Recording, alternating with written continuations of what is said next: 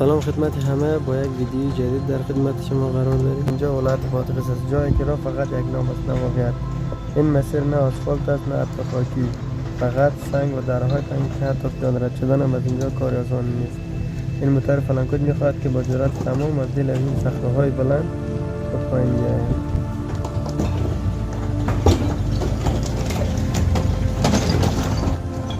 اینجا واقعا امتحان مهارت رانندگی است.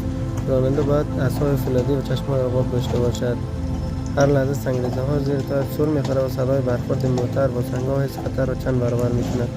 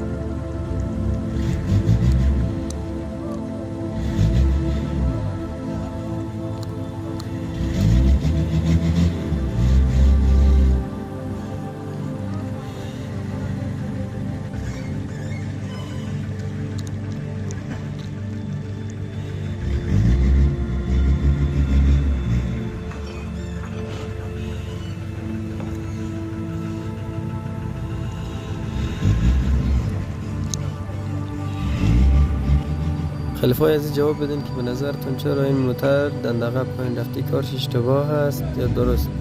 حتما در کامنت ها بنویسید. ممنون.